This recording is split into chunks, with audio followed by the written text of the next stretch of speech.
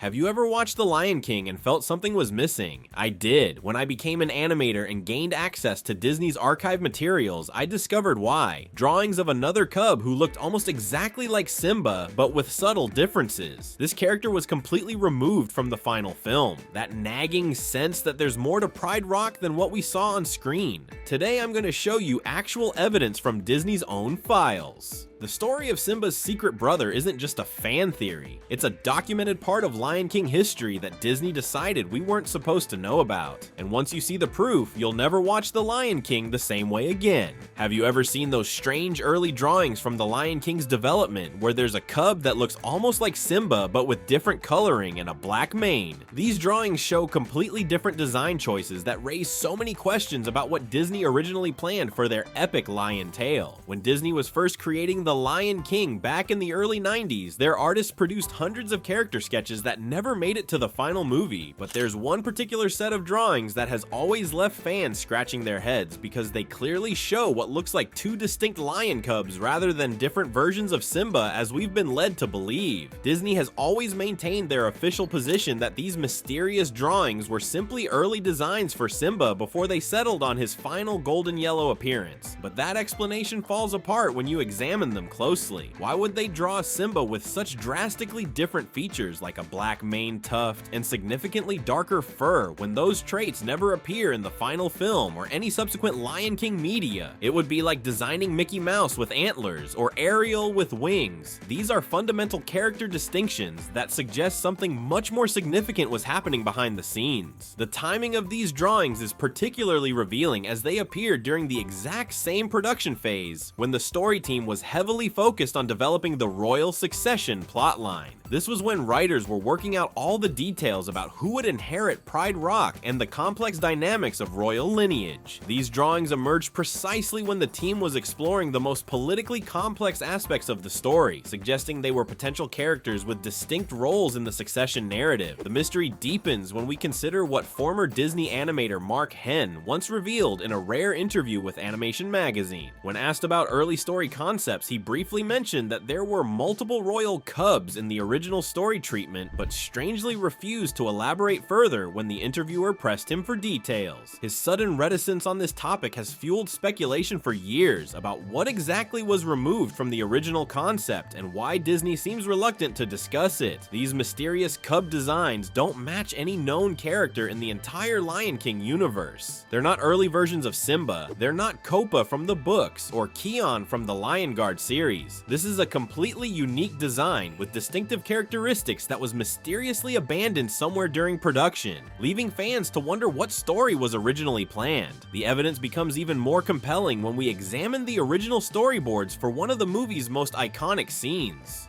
You know that moment where Mufasa is teaching Simba about the kingdom, saying everything the light touches is our kingdom? Well, the original storyboard for this scene actually shows two cubs sitting beside Mufasa, not just one. This isn't some random background detail. It's a fundamental difference in a pivotal scene that establishes the entire premise of royal inheritance and succession. What if these aren't early Simba designs at all, but actually concept art for his brother? A brother who was completely removed from the story before production, finished leaving behind only these mysterious drawings and storyboards as evidence he ever existed. Imagine how different the story would have been. A complex drama about royal siblings with competing claims to Pride Rock. Those storyboards weren't the only clues left behind. After the massive success of The Lion King in theaters, Disney did something fascinating. They published a series of books that might have preserved evidence of this mysterious second cub. In 1994, barely months after the film's release, Disney unveiled The Lion King: 6 New Adventures, a collection of official novels expanding the universe beyond what we saw on screen. But hidden within these seemingly innocent children's books was something that caught the attention of dedicated fans.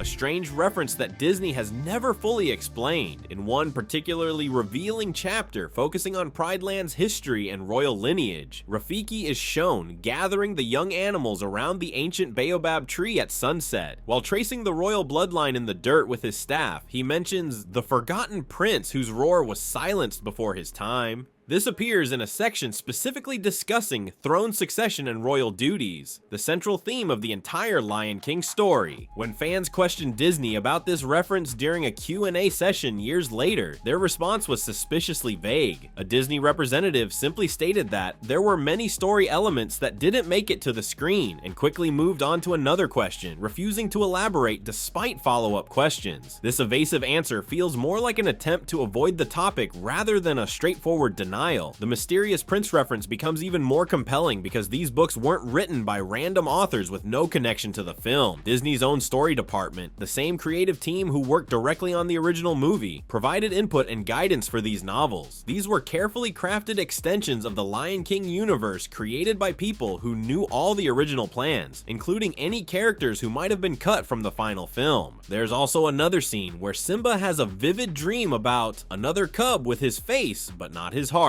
Many fans have interpreted this as a reference to a brother or twin who would have had the same appearance but a completely different personality, possibly the darker furred cub from those mysterious concept drawings. The imagery suggests a brother with contrasting character traits. The timing of these books is particularly significant, published right after the movie's release when original story plans would have still been fresh in everyone's minds. The fact that these specific references made it into print suggests Disney's story team was intentionally preserving some element of this cut character. What's especially intriguing is how these book references align perfectly with the visual evidence from those concept drawings and storyboards. Together, they paint a picture of a character who was meant to play a significant role in the original story, a brother to Simba who would have complicated the royal succession and fundamentally changed the entire dynamic of the Pride Lands. If you think the books and concept art were revealing, just wait until you see what Disney accidentally showed the world in 2003. When they released the Platinum Edition DVD of The Lion King, they included something that changes everything: deleted scenes that had never been shown to the public before. These weren't random cutting room floor snippets, but actual footage that reveals a completely different version of the story we all thought we knew about the royal family of Pride Rock. The most shocking deleted scene shows Scar confronting Mufasa in a heated argument where he specifically mentions both heirs to the throne, not just Simba. This single line makes absolutely no sense in the movie we got because Simba was supposedly an only child, but it makes perfect sense if there was originally another royal cub in the story.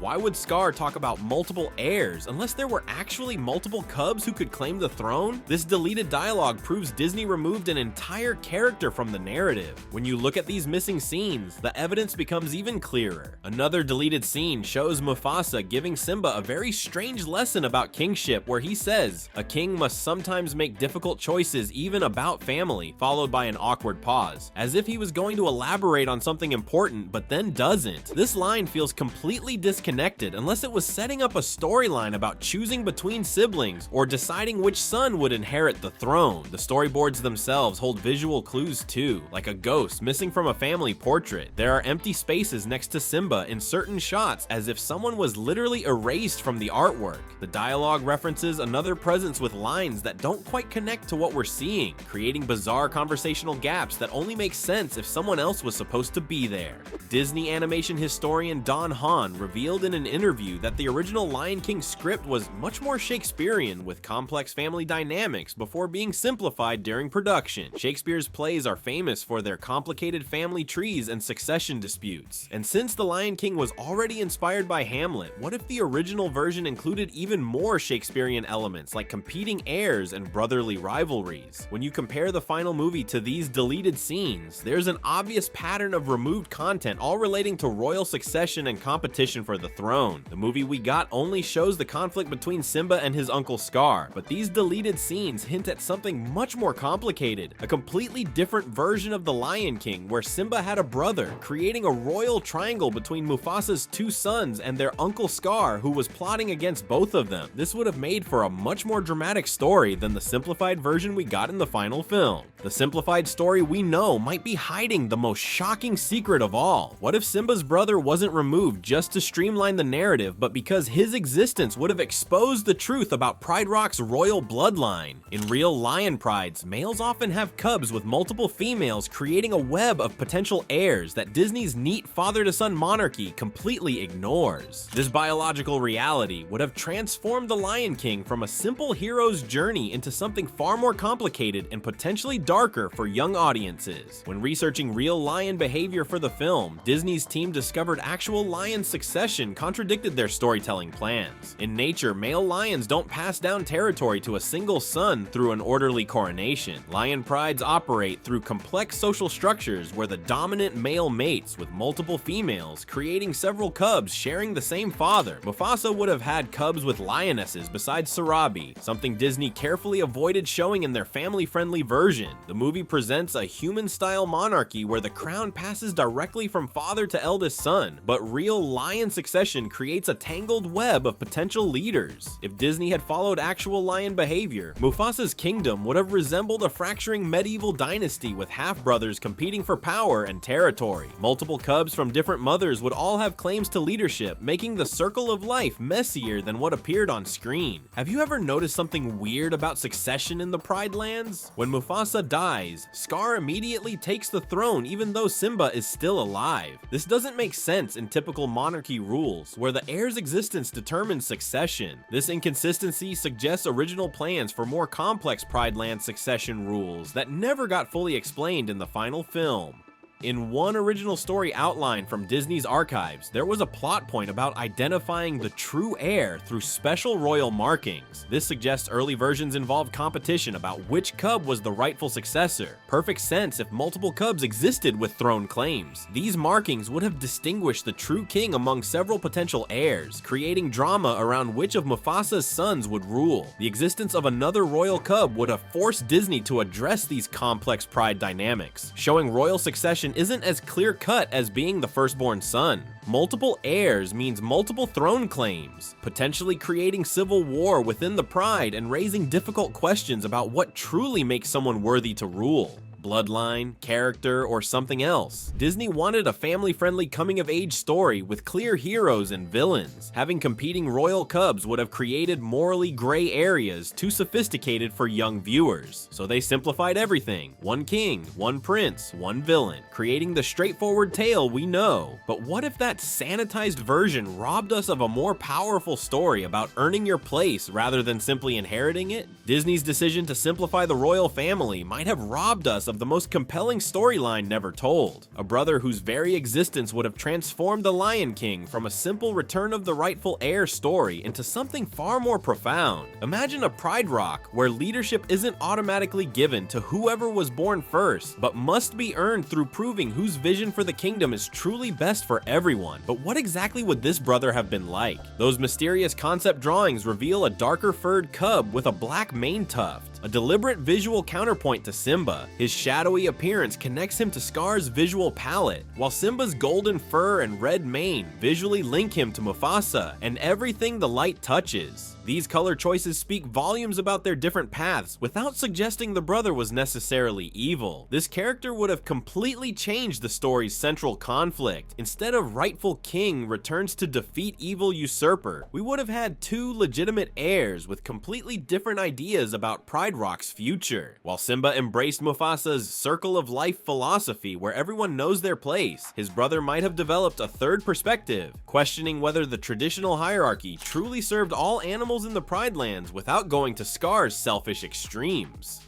What if this brother stayed at Pride Rock during Scar's reign, hiding or working alongside Scar while secretly planning something else? When Simba returns, he wouldn't just face Scar, but his own brother, who lived under the regime all this time. The confrontation would be heart-wrenching. "You left us to suffer," the brother might accuse. "I thought you were dead," Simba might respond. How do you fight someone who shares your blood but has developed a completely different worldview? The Pride Lands could split between lions supporting Simba's traditional approach and those following his brother's alternative vision. Lionesses choosing sides based on merit rather than birthright. A true civil war where both claims feel legitimate, not just good versus evil, but competing visions for the future. This storyline would have transformed the Lion King's very essence. Beyond teaching responsibility and facing past mistakes, it would have explored deeper questions. Does being firstborn make you the better leader? Can traditions sometimes need challenging? The familiar Shakespearean themes of Hamlet that already influenced the Lion King would have expanded even further through this fraternal conflict. These themes might have seemed too complex for a 90s children's film, explaining Disney's simpler approach. But it's fascinating how the Lion Guard series later introduced Kion as Simba Simba's second-born with his own leadership role outside direct succession. The creative team finally explored royal siblings with different destinies, giving us a glimpse of what might have been if they hadn't chosen the simpler path in 1994.